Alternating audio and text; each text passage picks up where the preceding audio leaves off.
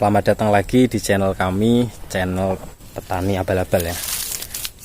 Banyak sekali masuk pertanyaan teman-teman.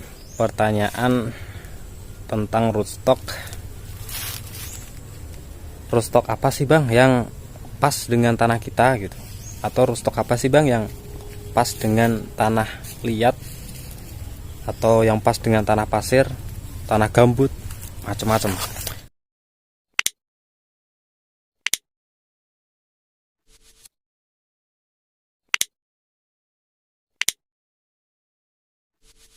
Rootstock apa yang pas dengan tanah apapun adalah rootstock yang sehat dan perawatannya dengan pas.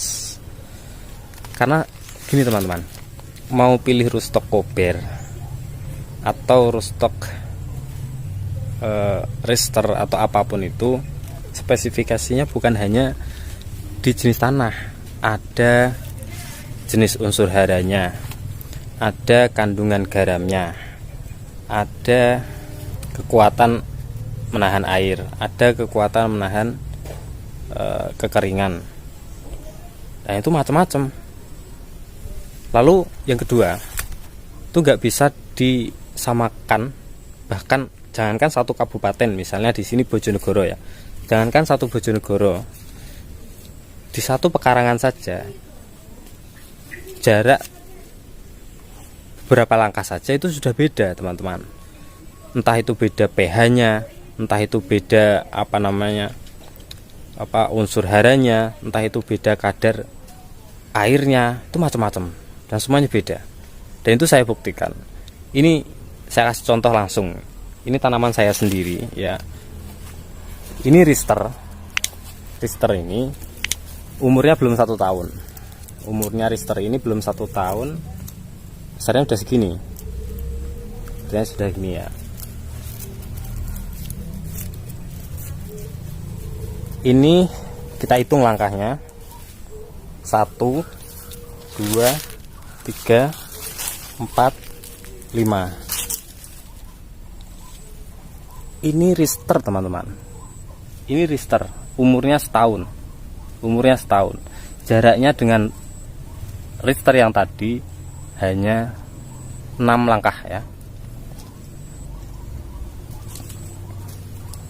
Setahun batangnya segini dan dia nggak mau tumbuh. Mungkin ada yang salah di dalam tanahnya. Jadi ditanyakan apa yang pas, rootstock apa yang pas, adalah rootstock dengan kualitas yang baik sejak bibitnya. Karena saya sendiri menanam rootstock itu kadang jadi kuntet, kadang figur, kadang gede tapi nggak begitu lebat, atau kadang ngacir langsing. Itu macam-macam. Maka saya share di sini pengalaman saya pribadi. Ingat, ini pengalaman saya pribadi. Itu bibit yang bagus itu sangat menentukan kesuksesan tumbuh kembang anggur kalian teman-teman. Apapun jenis rootstock yang Anda pilih, mau kober, rister atau apapun, dogrit, kalau Anda memilih bibit yang salah, dalam artian dari kecil itu sudah bermasalah bibit itu, maka saran saya replanting, dongkel, tanam ulang dengan bibit yang bagus. Jangan buang-buang waktu untuk merawat sesuatu yang memang ditakdirkan tidak bisa tumbuh. Karena berkali-kali saya tanam rister, saya tanam kober, saya tanam dogrit, saya tanam teleki, SO4, apalagi Millardet, Dobrinja, Andros, macam-macam. Saya tanam nggak cuma 1 batang, dan semua itu tumbuhnya beda dengan satu perawatan yang sama. Bisa karena media tanam yang nggak bener. Nah, karena di sini saya grounding, bisa jadi tanah yang ditempati beda.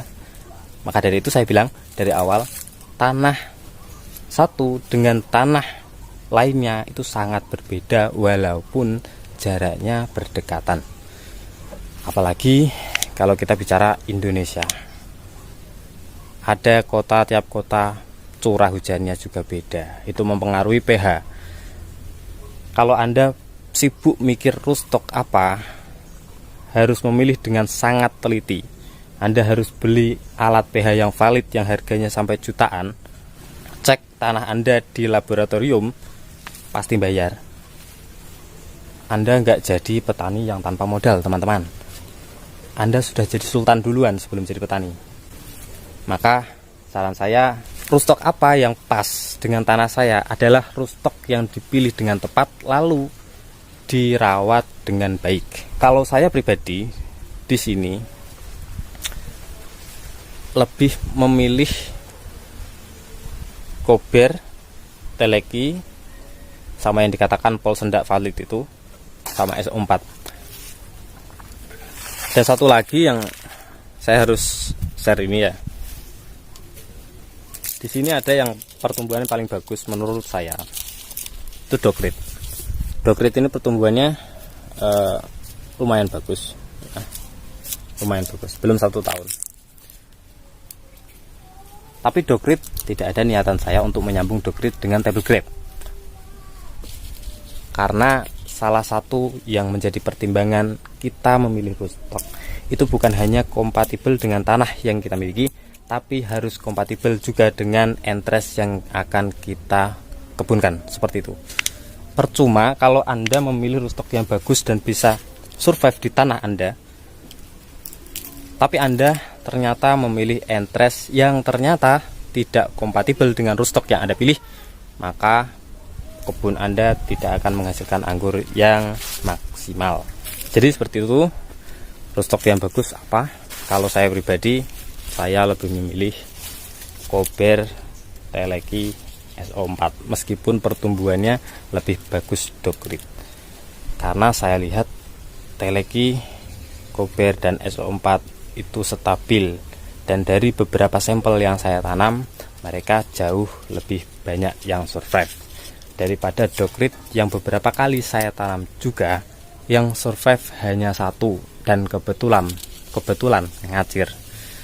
Kalau Kober, Teleki, dan SO4 banyak sekali yang tumbuh dengan stabil.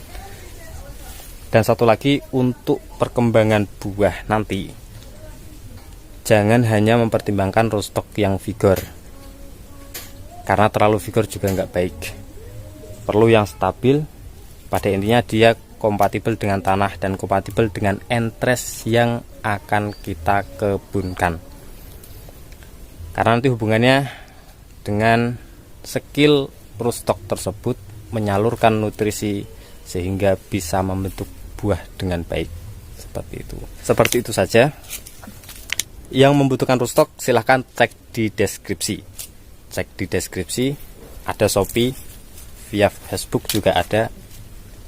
Silahkan dicek. Salam dari kami. Assalamualaikum warahmatullahi wabarakatuh.